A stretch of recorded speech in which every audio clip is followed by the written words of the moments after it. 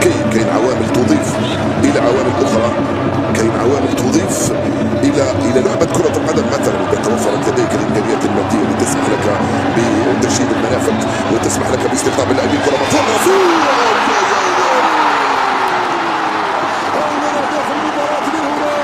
جاء الجول يا سلام، مهند علي يرتقي ويضرب الكره بالراس ويسجل الجول. ابراهيم على لطف الله، جاء الهدف الاول لصالح عناصر المنتخب العراقي بهكذا الارتقاء بروعه، وجاء الجول يا سلام. 1-0 صارت النتيجه الان لصالح المنتخب العراقي. لعبت من هنا على الجهه اليمنى، شوف الارتقاء من هنالك، اللعبه كم كانت رائعه. ايمن حسين هو الذي افتتح مجال التسجيل لصالح المنتخب العراقي.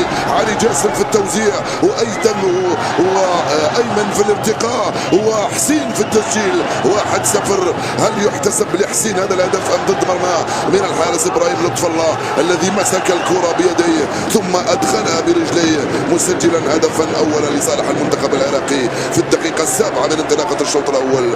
كانت الامور هادئه الى ان جاءت العاصفه. عاصفه من هنالك من علي جاسم على الجهه اليسرى في التوزيع، ومن هنا ايمن حسين في الارتقاء. مهاجم نادي الخور يصعد فوق الجميع ويضرب الكره بالراس، صدها ابراهيم لطف الله ثم ادخلها الشباك، فجاء الهدف الاول.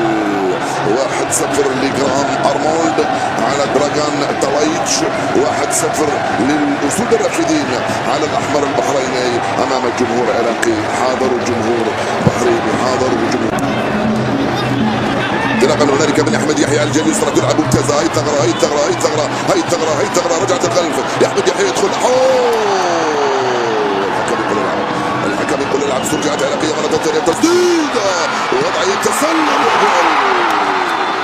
وضعيه تسلل من محمد علي في الكره الماضيه.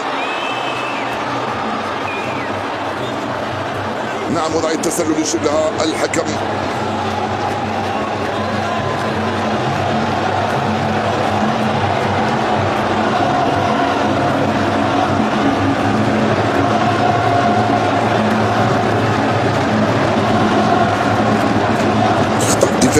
في الجهه اليمنى من الخط الخلفي فادحه من جانب عناصر المنتخب البحريني في بدايه هذه المباراه.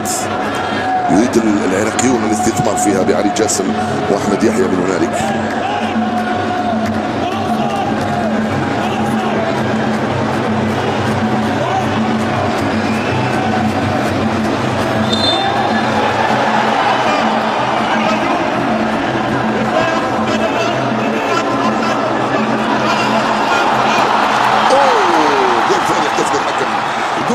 يحتسب الحكم لصالح المنتخب العراقي.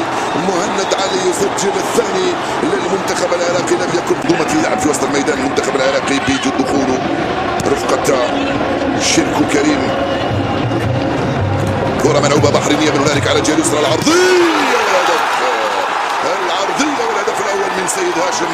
قلت لكم قبل دقائق بأن العراق عنده ذكريات سيئة مع اللحظات الأخيرة والدقائق الأخيرة.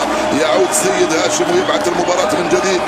2-1 صارت النتيجة الآن للعراق أمام البحرين، وقلت لكم أيضا بأن النتيجة لن تبقى 2-0، ستتغير وهي تتغير، وهو التغيير الأول 2-1 والنتيجة أيضا ستتغير، يا إما 3-1 يا إما 2-2. الهربة كانت رائعة والتوزيع أروع من عبد الله الخلاصي على الجهة اليسرى. سيد هاشم اللي دخل قبل دقائق يجد الكرة أمامه ويعدي ويسجل الهدف الأول.